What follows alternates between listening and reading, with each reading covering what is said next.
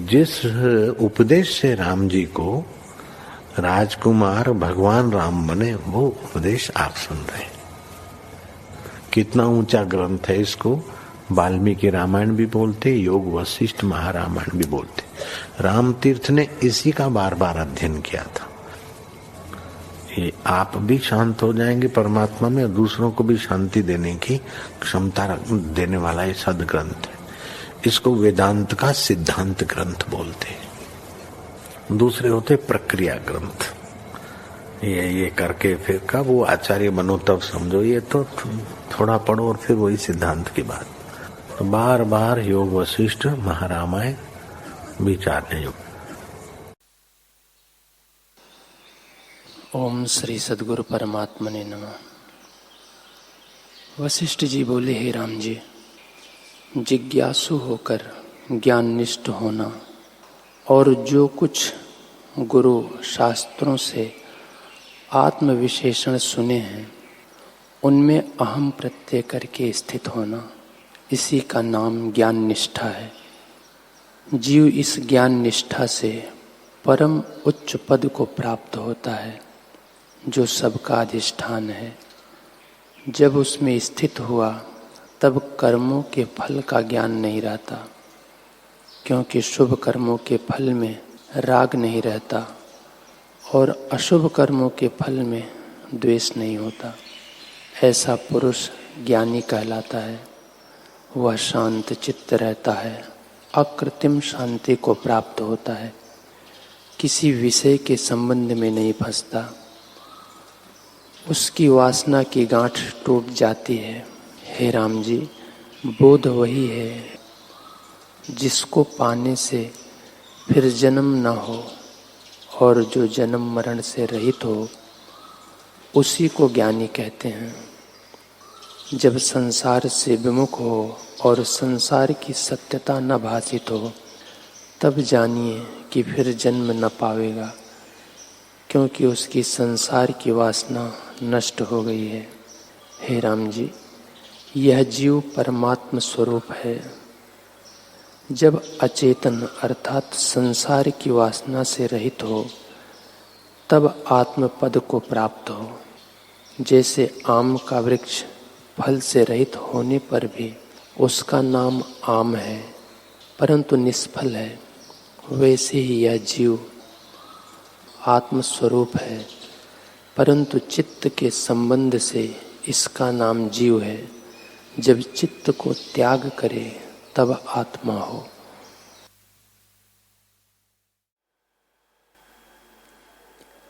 ओम श्री सद्गुरु परमात्मने नमः।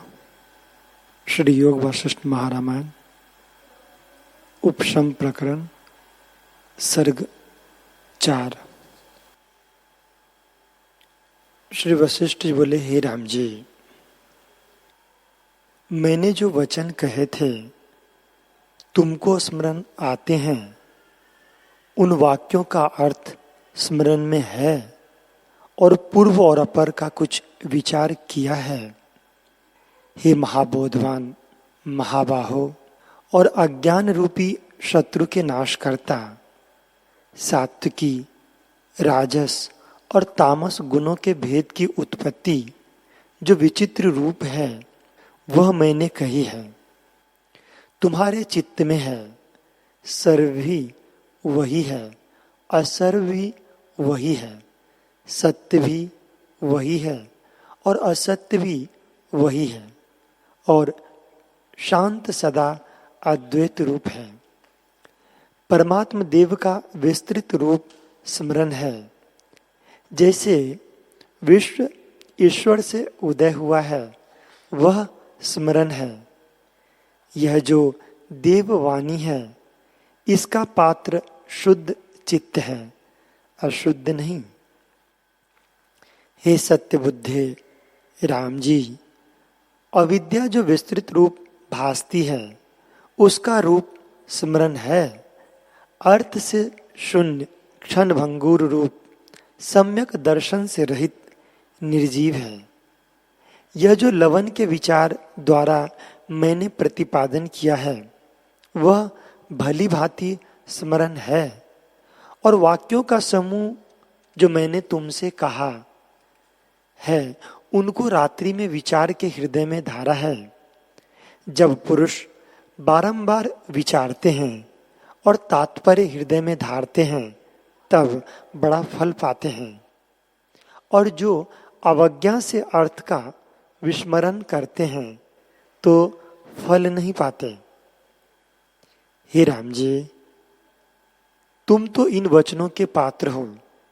जैसे उत्तम बांस में मोती फलीभूत होते हैं और मैं नहीं उपजते, तैसे ही जो विवेकी उदारचित्त आत्मचित्त पुरुष हैं, उनके हृदय में यह वचन फलीभूत होते हैं। वाल्मीकि जी बोले कि इस प्रकार जब ब्रह्मा जी के पुत्र वशिष्ठ जी ने कहा, तब महाओजवान गंभीर राम जी अवकाश पाके बोले, हे भगवान, सर्व धर्मों के वेत्ता और आपने जो परम उदार वचन कहे हैं, उनसे मैं बोधवान हुआ हूं, और जैसे आप कहते हैं तैसे ही सत्य है, अन्यथा नहीं। हे भगवान, मैंने समस्त रात्रि आपके वाक्यों के विचार में व्यतीत की है। आप तो हृदय के अज्ञान रूपी तम के नाश करता पृथ्वी पर सूर्य रूप विचरते हैं। हे भगवान, आपने जो व्यतीत दिन में आनंददायक प्रकाश रूपी रमणीय और पवित्र वचन कहे थे, वे सब मैंने अपने हृदय में भली प्रकार धरे हैं। जैसे समुद्र से नाना प्रकार के रत्न निकलते हैं, तैसे ही आपके वचन कल्याणकर्ता और बोधवान हैं, अर्थात सबके सहायक और हृदय गम्य आनंद का कारण है। वह कौन है जो आपकी आज्ञा सिर पर न धरे? जो मुमुक्षु जीव हैं, वे सब आपकी आज्ञा शीश पर धरते हैं और अपने कल्याण के निमित्त जानते हैं। हे मुनीश्वर, आपके वचनों से मेरे संशय निवृत्त हुए हैं। जैसे शरत काल में मेघ और कोहरा नष्ट हो जाता है और निर्मल आकाश भासता है, यह संसार आपात रमणीय भासता है। जब तक पदार्थों का विभाग नहीं होता, तब तक सुखदायक भासते हैं, और जब विषय इंद्रियों से दूर होते हैं, तब दुखदायक हो जाते हैं। आपके वचन ऐसे हैं कि जिनके आदि में भी यत्न कुछ नहीं। सुगम मधुर आरंभ है, मध्य में सौभाग्य मधुर है, अर्थात कल्याण करता है, और पीछे से अनुत्तम पद को प्राप्त करते हैं, जिसके समान और कोई पद नहीं। यह आपके पुण्य रूप वचनों का फल है, और आपके वचन रूपी पुष्प सदा कमल समान खिले हुए निर्मल आनंद के देने वाले हैं, और उदित फूल हैं। उनका फल हमको प्राप्त होगा। सब शास्त्रों में जो पुण्य रूपी जल है, उसका यह समुद्र है। अब मैं निष्पाप हुआ हूं, मुझको उपदेश करो। श्री वशिष्ठ जी बोले, हे सुंदर मूर्ति राम जी, यह सुंदर सिद्धांत जो उपशम प्रकरण है, उसे सुनो। तुम्हारे कल्याण के निमित्त मैं कहता हूं। यह संसार महादीर्घ रूप है, और जैसे दृढ़ थंब के आश्रय गृह होता है, तैसे ही राजसी जीवों का आश्रय संसार माया रूप है। तुम सरीखे जो सात्विक में स्थित हैं, वे शूर में हैं। जो वैराग्य विवेक आदि गुणों से संपन्न हैं, वे लीला करके यत्न बिना ही संसार माया को त्याग देते हैं। और जो बुद्धिमान सात्विक जागे हुए हैं, और जो राजस और सात्विक हैं, वे भी उत्तम पुरुष हैं। वे पुरुष जगत के पूर्व अपूर्व को विचारते हैं। जो संत जन और सत शास्त्रों का संग करता है, उसके आचरण पूर्वक वे विचरते हैं और उससे ईश्वर परमात्मा के देखने की उन्हें बुद्धि उपजती है और दीपकवत ज्ञान प्रकाश उपजता है। हे राम जी, जब तक मनुष्य अपने विचार से अपना स्वरूप नहीं पहचानता, तब तक उसे ज्ञान प्राप्त नहीं होता। जो उत्तम कुल निष्पाप सात्विक राजसी जीव हैं, उन्हीं को विचार उपजता है और उस विचार से वे अपने आप से आपको पाते हैं। वे दीर्घदर्शी संसार के जो नाना प्रकार के आरंभ हैं, उनको विचारते हैं और विचार द्वारा आत्मपद पाते हैं और परमानंद सुख में प्राप्त होते हैं। इससे तुम इसी को विचारो कि सत्य क्या है और असत्य क्या है। ऐसे विचार से असत्य का त्याग करो और सत्य का आश्रय करो। जो पदार्थ आदि में न हो और अंत में भी ना रहे, उसे मध्य में भी असत्य जानिए। जो आदि अंत एक रस है, उसको सत्य जानिए, और जो आदि अंत में नाश रूप है, उसमें जिसको प्रीति है और उसके राग से जो रंजित है, वह मूढ़ पशु है। उसको विवेक का रंग नहीं लगता। मन ही उपजता है और मन ही बढ़ता है। सम्यक ज्ञान के उदय हुए मन निर्वाण हो जाता है। मन रूपी संसार है और आत्मसत्ता ज्यों की त्यों है। राम जी ने पूछा, हे ब्रह्मन, जो कुछ आप कहते हैं वह मैं जाना कि यह संसार मन रूप है और जरा मरण आदिक विकार का पात्र भी मन ही है। उसके तरने का उपाय निश्चय करके कहो। हम सब रघुवंशियों के कुल के अज्ञान रूपी तम को हृदय से दूर करने को आप ज्ञान के सूर्य हैं। श्री वशिष्ठ जी बोले, हे राम जी, प्रथम तो जीव को विचार पूर्वक वैराग्य कहा है कि संत जनों का संग और सत शास्त्रों से मन को निर्मल करे। जब मन को निर्मल करेगा तब स्वजनता से संपन्न होगा और वैराग्य उपजेगा। जब वैराग्य प्राप्त होगा तब अज्ञानवत गुरु के निकट जावेगा और जब वह उपदेश करेंगे तब ध्यान अर्चन आदि के क्रम से परम पद को प्राप्त होगा। जब निर्मल विचार उपजता है तब अपने आप को आप से देखता है। जैसे पूर्णमासी का चंद्रमा अपने बिंब को आप से देखता है। जब तक विचार रूपी तट का आश्रय नहीं लिया तब तक संसार में त्रिनवत भ्रमता है, और जब विचार करके ज्यों का त्यों वस्तु जानता है तब सब दुख नष्ट हो जाते हैं। जैसे सोम जल के नीचे रेत जा रहती हैं, तैसे ही आधी दुख उसकी निवृत्त हो जाती हैं, फिर उत्पन्न नहीं होती। जैसे जब तक सुवर्ण और राख मिली हुई है तब तक सोनार संशय में रहता है, और जब सुवर्ण और राख भिन्न हो जाती हैं तब संशय रहित सुवर्ण को प्रत्यक्ष देखता है और तभी निसंशय होता है। तैसे ही अज्ञानी जीवों को मोह उत्पन्न होता है और देह इंद्रियों से मिला हुआ संशय में रहता है। जब विचार से भिन्न भिन्न जाने तब मोह नष्ट हो और तभी संशय से रहित शुद्ध अविनाशी रूप आत्मा को देखता है। विचार किए हुए मोह का अवसर नहीं रहता। जैसे अज्ञानी पुरुष चिंतामणि की कीमत नहीं जान सकता, जब उसको ज्ञान प्राप्त होता है तब ज्यों का त्यों जानता है और मोह संशय निवृत्त हो जाता है।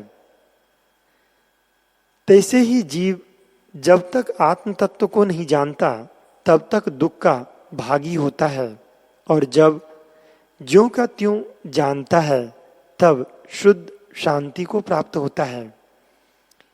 हे राम जी, आत्मा से देह मिश्रित भासता है, पर वास्तव में कुछ मिश्रित नहीं। इससे अपने स्वरूप में शीघ्र ही स्थित हो जाओ। निर्मल स्वरूप जो आत्मा है उसको रंचक मात्र भी देह से संबंध नहीं। जैसे स्वर्ण कीच में मिश्रित भासता है तो भी स्वर्ण को कीच का लेप नहीं, निर्लेप रहता है। तैसे ही जीव को देह से कुछ संबंध नहीं, निर्लेप ही रहता है। आत्मा भिन्न है, देह भिन्न है। जैसे जल और कमल भिन्न रहते हैं। मैं ऊंची भुजा करके पुकारता हूं, मेरा कहा मूर्ख नहीं मानते कि संकल्प से रहित होना परम कल्याण है। यही भावना हृदय में क्यों नहीं करते? जब तक जड़ धर्मी है, अर्थात विषय भोगों में आस्था करता है और आत्म तत्व से शून्य रहता है, तब तक मूढ़ रहता है। जब तक स्वरूप का प्रमाद है तब तक हृदय से संसार का तम और किसी प्रकार दूर नहीं होता।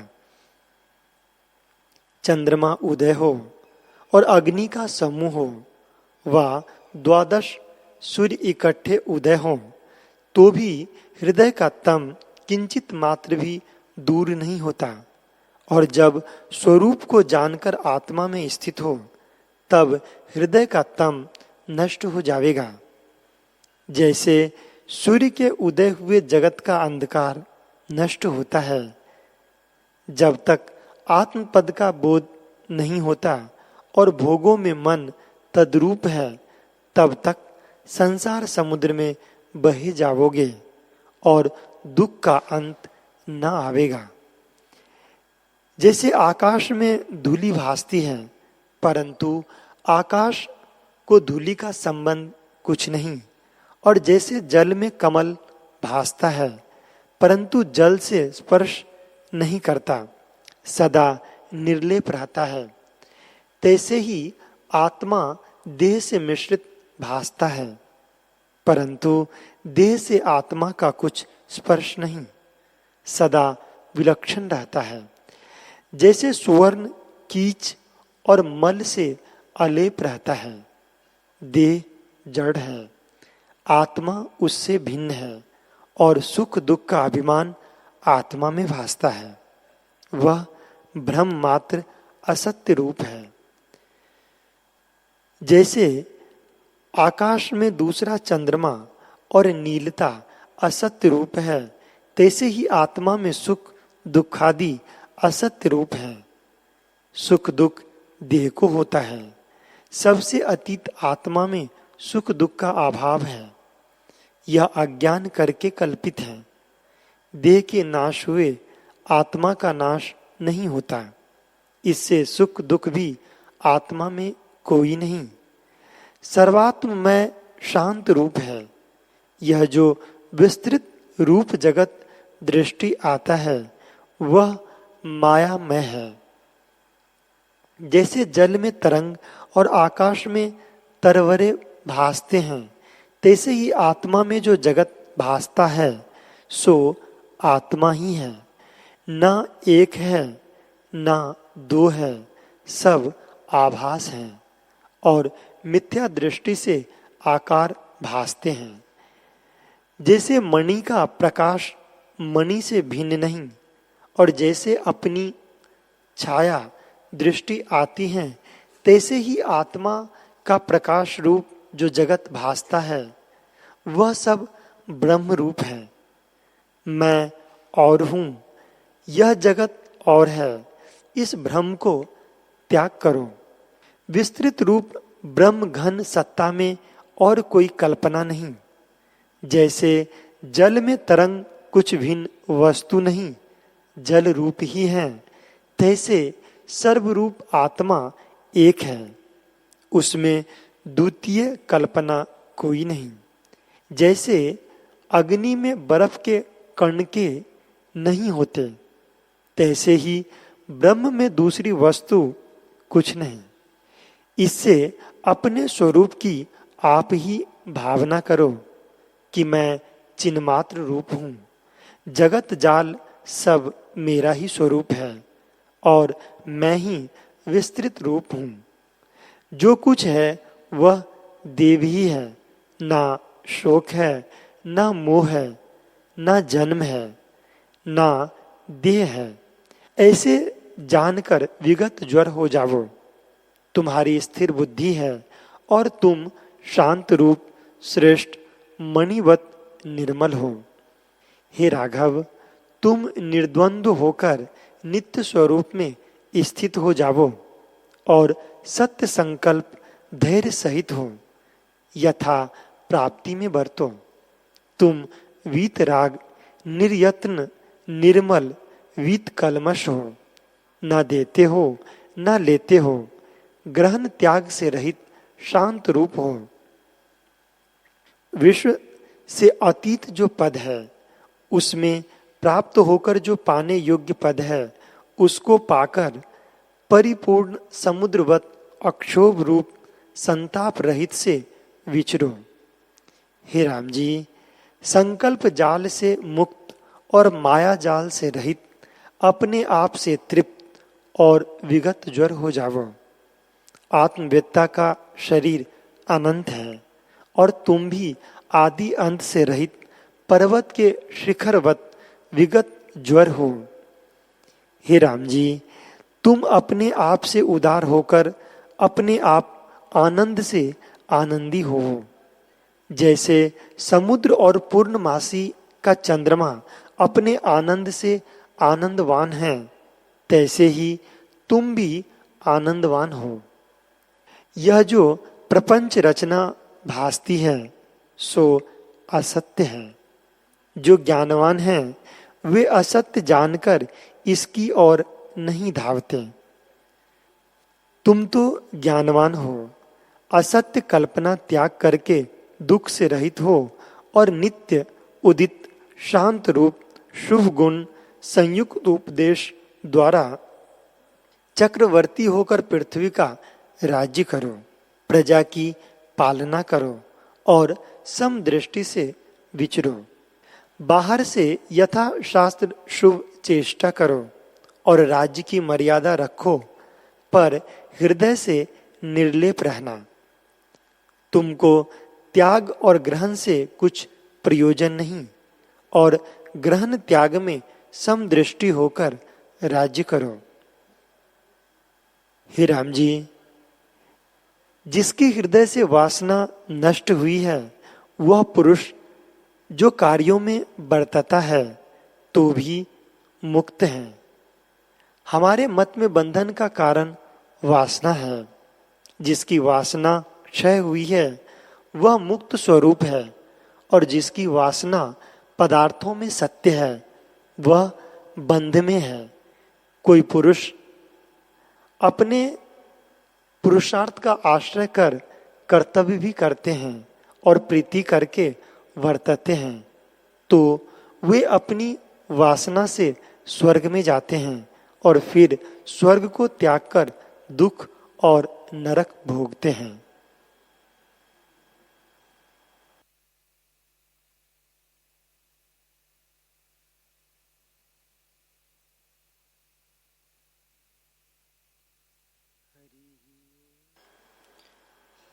हरि ओम।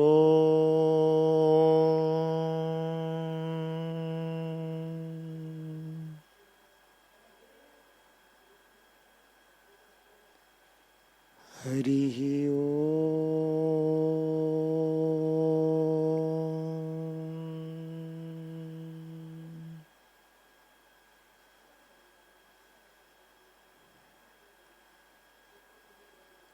हरि ओम।